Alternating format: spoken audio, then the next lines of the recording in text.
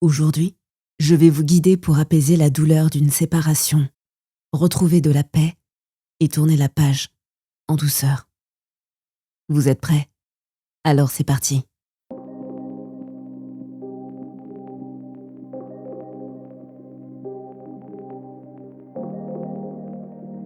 Bonjour et bienvenue à vous qui êtes prêts à changer. Une histoire d'amour qui se termine, c'est un peu comme un livre dont les pages suivantes n'ont pas pu être écrites. Et parfois, on relit ces pages en boucle, encore et encore, en se demandant ce qui a mis un terme à l'histoire avant même que le livre ne se termine. En espérant peut-être qu'en les relisant, la fin change, que la douleur s'amenuise. Pourtant, chaque fin porte en elle le germe d'un nouveau commencement. À l'issue de cette séance, vous allez être en mesure de voir que ce qui semble s'effondrer aujourd'hui est sûrement le début d'un autre livre. Et vous allez apprendre à fermer le premier pour progressivement et à votre rythme ouvrir le nouveau. Vous êtes prêts? Bonne séance.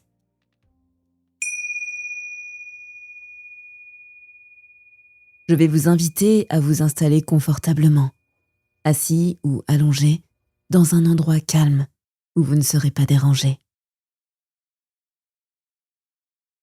Vous allez maintenant fermer les yeux pour mieux visualiser mes mots et développer votre imagination.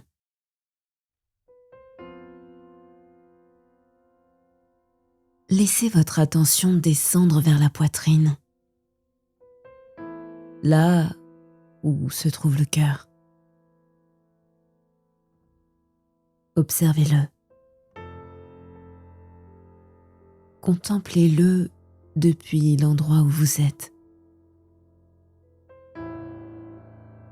Certains d'entre vous voient ce cœur depuis l'intérieur, quand d'autres, naturellement, l'observent depuis l'extérieur.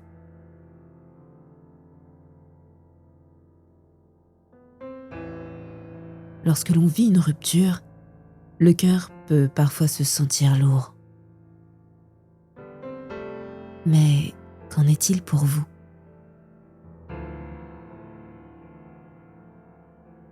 Quelle est sa forme, sa taille, son poids?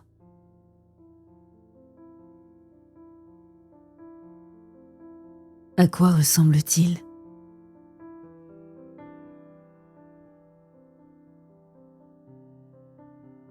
De quelle matière est-il fait?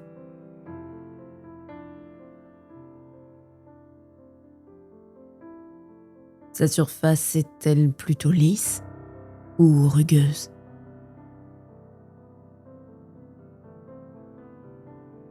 Est-il sec ou humide?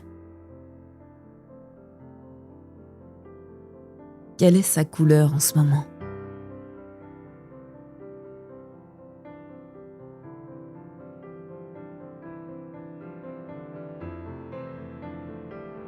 Prenez le temps d'en observer les battements.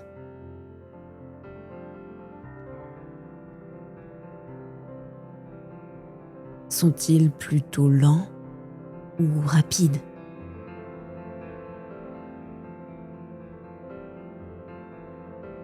Observez le cœur battre au rythme de votre respiration et comment ces battements influencent sa taille, sa couleur, sa texture.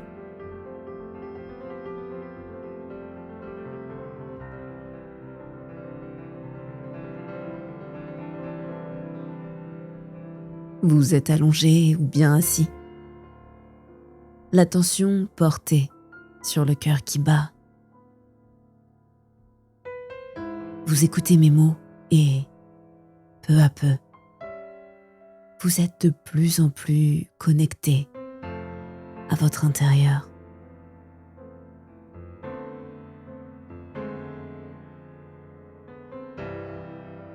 Dans un instant, vous allez entrer dans un état particulier d'hypnose qui va changer votre façon de percevoir l'histoire que vous avez vécue. C'est comme changer de point de vue. C'est comme se déplacer pour remarquer que derrière l'arbre se cachait en fait au loin un éléphant. Et que même si on nous l'avait dit, on ne l'aurait pas cru.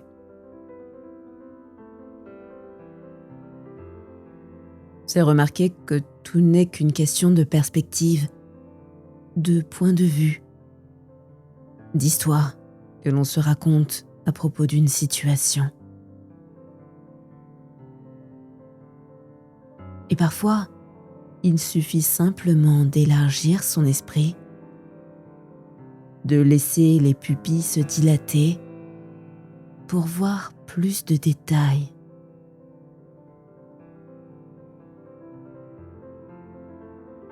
C'est un peu comme observer une même couleur et l'interpréter comme rose quand notre voisin y verra de l'orange. Et qu'en est-il des daltoniens qui ne voient pas certains spectres de couleurs? Rendez-vous compte de la façon dont notre manière d'observer altère nos interprétations et nos jugements à propos d'une situation donnée. Comment nos croyances à propos de nous-mêmes ou des autres les influencent. C'est un fait.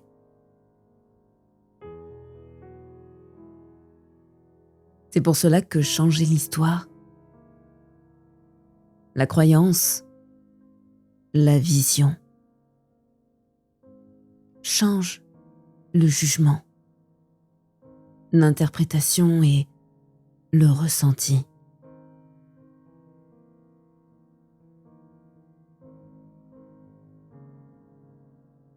Vous connaissez bien l'expression « on ne fait pas d'omelette sans casser des œufs », n'est-ce pas? Et pourtant, remarquez comme il est facile pour notre cerveau de faire des omelettes sans casser le moindre œuf. Lorsque vous rentrez en hypnose, par exemple, vous pénétrez dans un état si particulier de conscience que chaque expérience devient si réelle qu'elle s'ancre.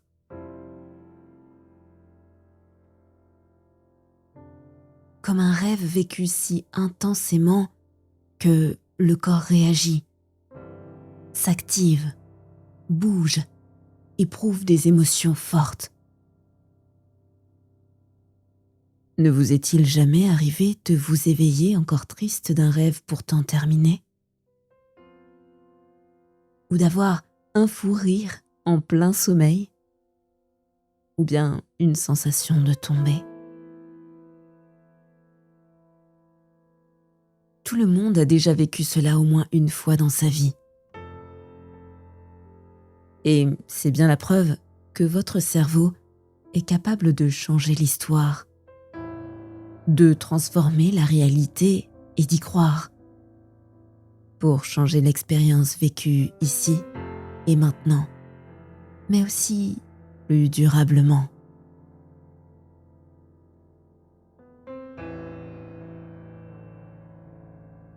« 98% d'entre vous, lorsque j'ai évoqué cette omelette, n'ont pas pu ne pas l'imaginer. Mais certains l'auront vue dans une assiette. D'autres auront entendu les œufs être battus. D'autres encore auront senti l'odeur du beurre fondre dans la poêle chaude. Chacun a ses références. Chacun se raconte l'histoire qu'il a l'habitude de se raconter. Presque comme un automatisme. Et sans même l'avoir voulu, pas vrai?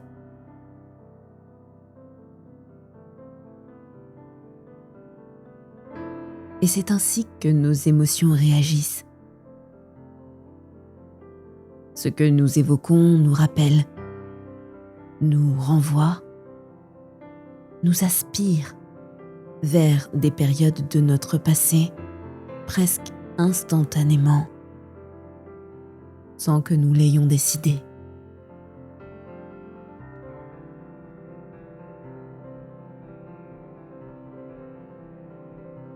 C'est pour ça que l'hypnose dans laquelle vous rentrez à chaque fois que vous m'écoutez parle à une ou plusieurs parties de vous avec tant d'importance. Parce qu'elle permet parfois de faciliter les mouvements, les compréhensions, le changement.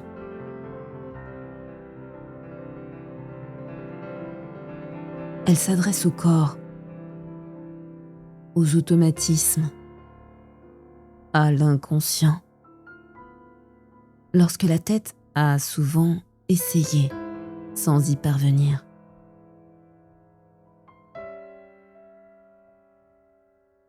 Je peux me raisonner et essayer de ne plus avoir peur des araignées. Pourtant, à chaque fois que j'en croise une, mon corps s'active. Le corps décide. Je peux me raisonner en me disant que la cigarette, c'est mauvais pour la santé. Pourtant, à chaque fin de repas, j'en allume une sans même l'avoir réellement décidé.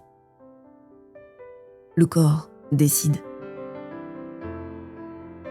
Je peux me raisonner en me disant que je dois absolument perdre 10 kilos pour me sentir mieux dans mon corps. Pourtant, à chaque contrariété, je finis par dévaliser mes placards. Le corps décide. Le corps décide parfois à la place de la tête. Et plus la tête cherche à contrôler, à mettre des barrières, à dicter la conduite, plus le corps se rebiffe et se rebelle. Alors aujourd'hui, je vais vous inviter à déconnecter la tête pour laisser le corps agir de lui-même. Prenez conscience de comment le corps sait parfois mieux que votre tête et comment parfois, simplement, le laisser s'exprimer résout déjà beaucoup.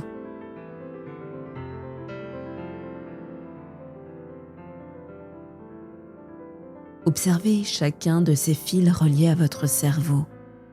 Il y en a 4. Un vert, un jaune, un bleu et un rouge.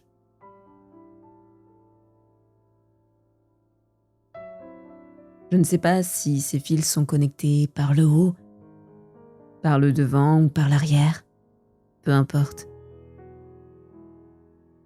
Mais ce sont comme des câbles électriques que vous allez débrancher un à un en toute sécurité pour laisser le corps agir à sa place. Car il sait ce dont vous avez réellement besoin ici et maintenant pour libérer la douleur liée à cette rupture.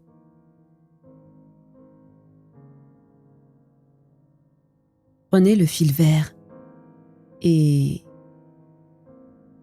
déconnectez-le maintenant.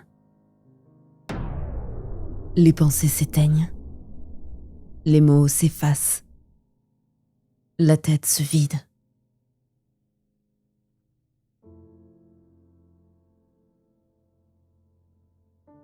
Prenez le fil jaune et déconnectez-le maintenant. Les connexions se ramollissent, deviennent plus fluides, plus malléables.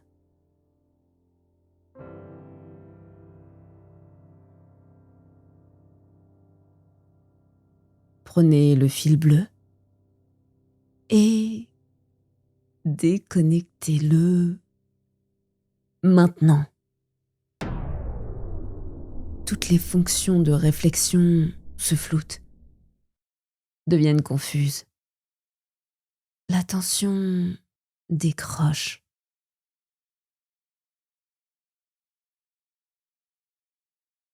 Prenez enfin le fil rouge et déconnectez-le maintenant. Tout est calme. Tout est vide. Tout est planant. Prêt à se réorganiser autrement lorsque vous rebrancherez ces fils.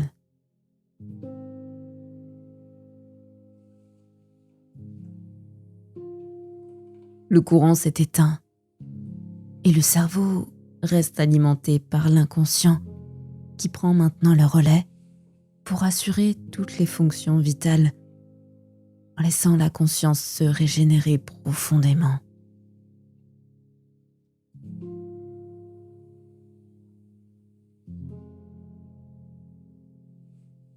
Penser à quelque chose lorsqu'on n'est plus vraiment capable de penser,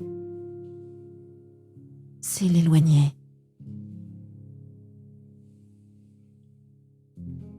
C'est montrer à une partie de soi que les choses n'ont plus autant d'importance qu'avant.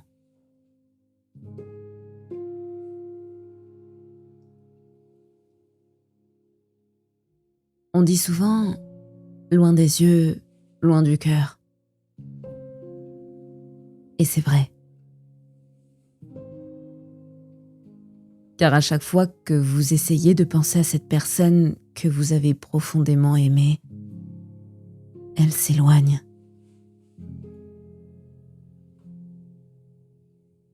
Comme si votre cerveau n'arrivait plus vraiment à la voir.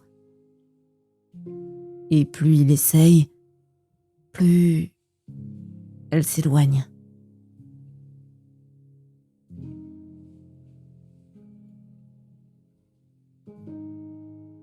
Elle s'éloigne comme cet éléphant si petit derrière cet arbre. Elle s'éloigne comme la personne au second plan sur une photo. Elle s'éloigne comme une image floue dont on essaye de distinguer le visage. Elle s'éloigne comme cette photo elle-même qui s'éloigne jusqu'à devenir si petite qu'elle disparaît dans ce néant, ce vide où vous vous régénérez.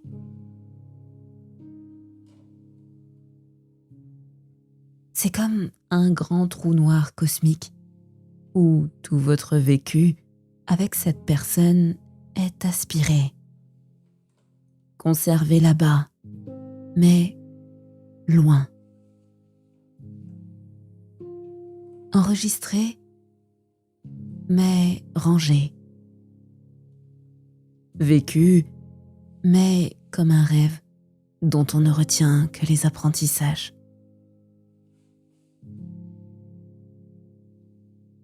Et le cœur se libère, tout en gardant les souvenirs de cette histoire. Il laisse partir les émotions pour nettoyer et laisser de l'espace pour l'écriture d'un nouveau livre.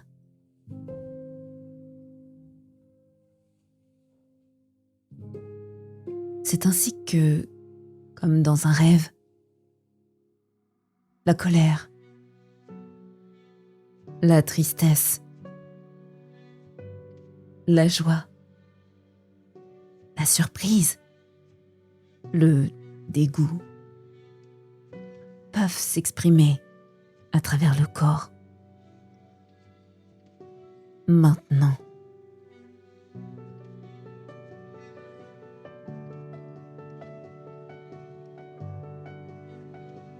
Et les larmes peuvent couler.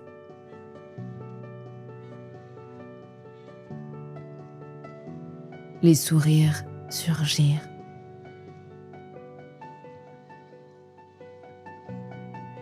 les sourcils se froncer,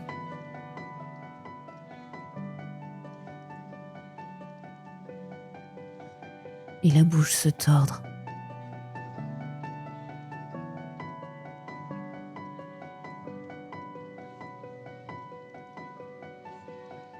Le corps expulse ce qu'il a trop longtemps gardé pour pouvoir tout ranger proprement dans cet espace bien gardé mais lointain.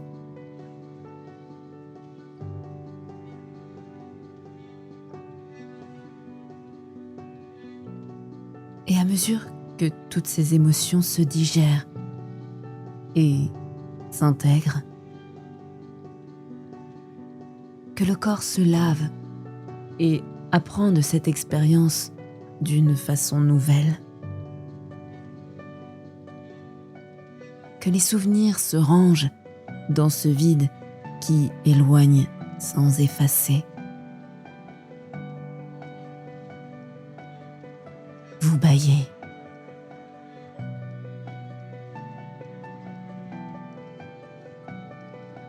Vous bâillez une fois.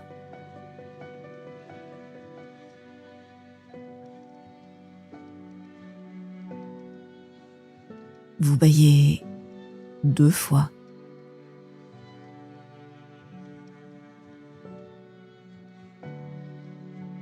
Vous bâillez 3 fois.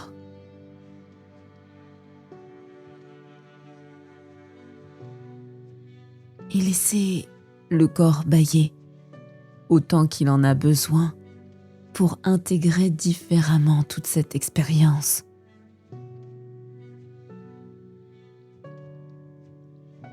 Non plus comme un ressassement ou une douleur lancinante, mais comme un souvenir apaisé, digéré.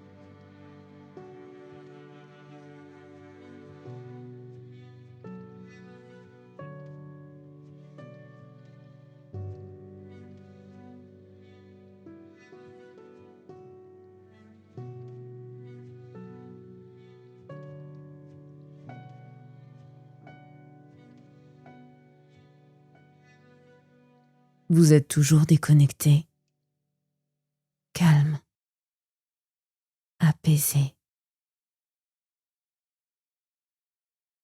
Et cette sensation de flottement et de sérénité va se diffuser comme une onde, résonnant à travers tout le corps pendant les prochains jours.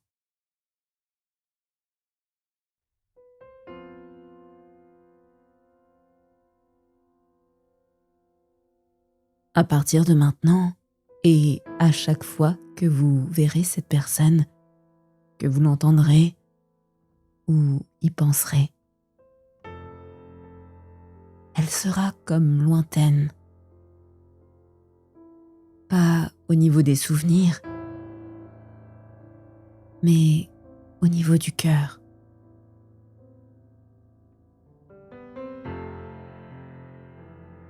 Alors, observez comment est maintenant votre cœur.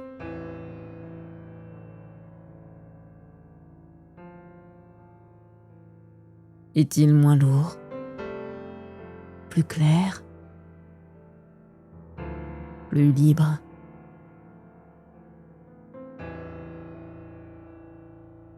Observez les différences. Lorsque vous pensez à cette personne et à cette histoire que vous avez vécue ensemble.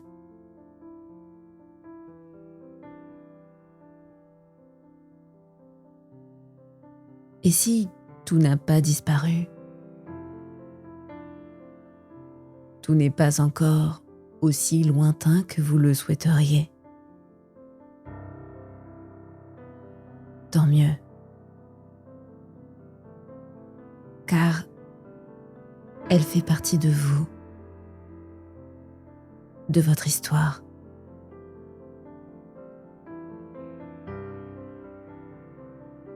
Avoir un pincement au cœur, c'est tout à fait normal.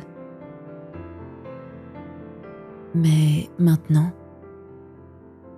c'est supportable et ça le deviendra de plus en plus.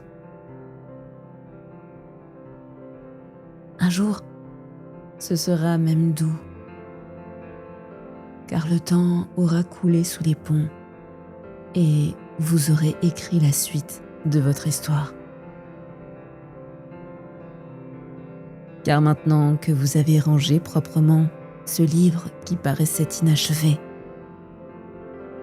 vous comprenez que ce n'est pas parce qu'il reste des pages blanches que l'histoire n'est pas terminée.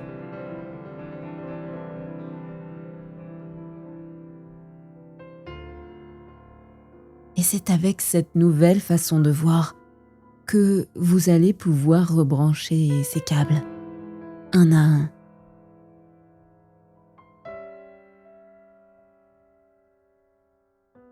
Rebranchez d'abord le rouge et tout se réorganise, s'alimente différemment. Du vide renaît une énergie nouvelle. Rebranchez maintenant le bleu. Les fonctions cognitives se réactivent, deviennent claires et limpides. L'attention s'affûte.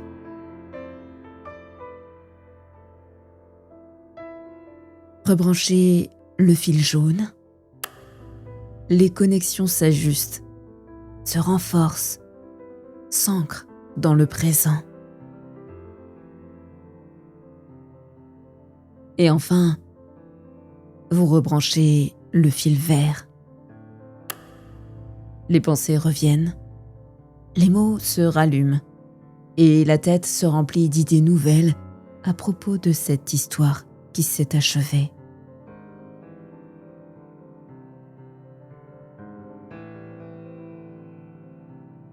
Prenez un dernier instant pour laisser tout en vous se réajuster.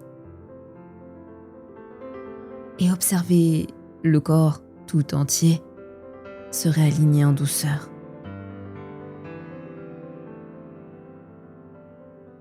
Pour certains, la position change Pour d'autres, l'air circule différemment. Et pour d'autres encore, le corps et le cœur semblent plus libres.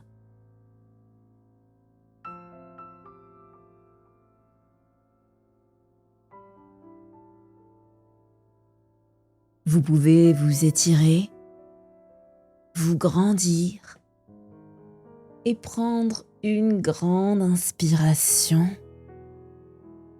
pour tout reconnecter à l'instant présent, ici et maintenant. Revenez dans un état de conscience ordinaire, parfaitement apaisé, non seulement au niveau de la tête, mais aussi et surtout au niveau du cœur. Lorsque vous vous sentirez prêt, vous pourrez alors rouvrir les yeux, parfaitement frais et requinqués, des pieds jusqu'à la tête.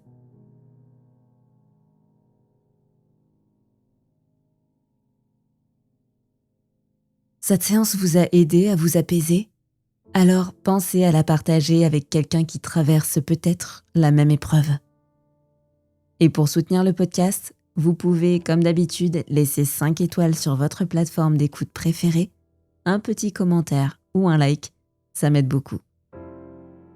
Merci pour votre écoute et à très bientôt sur Hypnarium.